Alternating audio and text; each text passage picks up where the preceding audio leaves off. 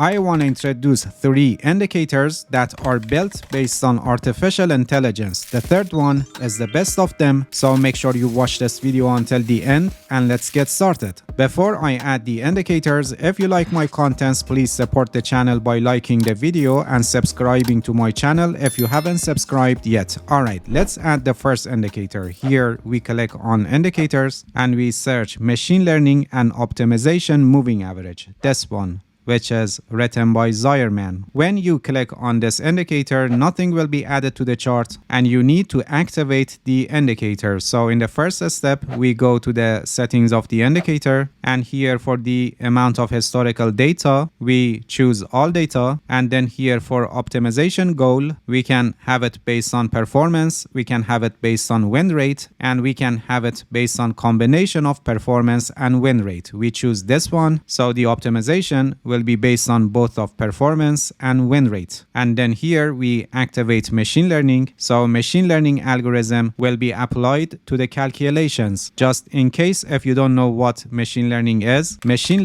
is a branch of artificial intelligence that trains algorithms on a data set to identify patterns and make predictions. It imitates the way that humans learn, so it has the ability to learn from the data and gradually improving its accuracy. This indicator uses this algorithm to find the best length or look back period for the moving average. As you know, one of the main problems with moving averages is finding the best length for the moving average so that it can work in any situation. But in reality, the market is not always in a same situation. It's constantly changing. Sometimes the volatility is higher and sometimes lower. Sometimes the market is trending and sometimes the price is flat. And that is the reason that sometimes moving averages work well and sometimes not working well, because the length of the moving average is fixed and it cannot adapt to the current condition of the market. But in this indicator, this problem is solved. We have a moving average that the length is not fixed. It is dynamic, and depending on the condition of the market, it changes. This indicator uses advanced calculations based on machine learning algorithm to find the best length for the moving average based on the current data. This green line here is a moving average with dynamic length. The indicator tries to find the best length depending on the current condition of the market, and this length is optimized in terms of performance and win rate. At the moment, the length of this moving average line is 173. We have another moving average line, this blue line, which is a moving average with fixed length, which is set at 50 by default. If we go to the settings of the indicator, here you can see that for the fixed moving average, it is set at 50 by default, and this is the fast moving average. And for the other moving average, the green line, it tries to find the best length between 50 and 200, and this is actually the slow moving average in this indicator. You can change the settings based on your trading strategy, and you have also a list of indicators to choose. So depending on your trading strategy and preferences, you can adjust the settings. So based on the default settings of the indicator, this blue line here is a simple moving average with fixed length of 50, and this green line here is a simple moving average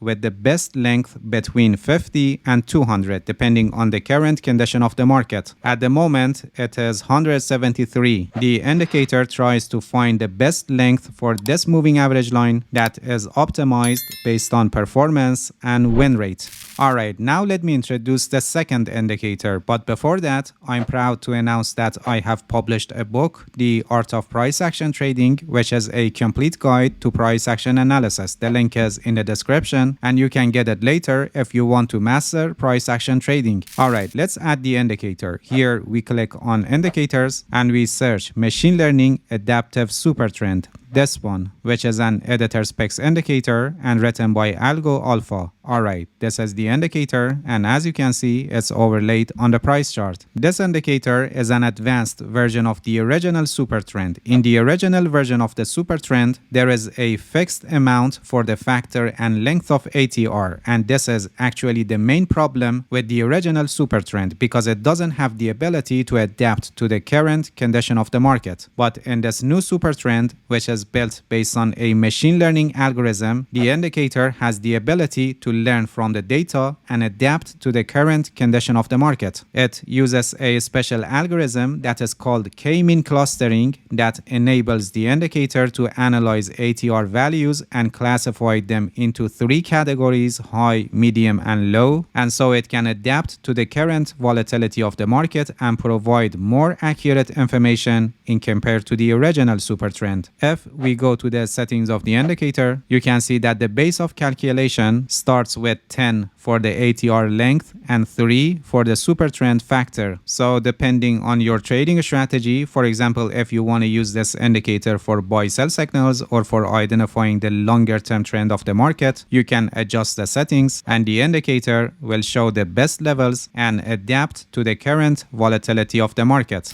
Alright, now let me introduce the third indicator.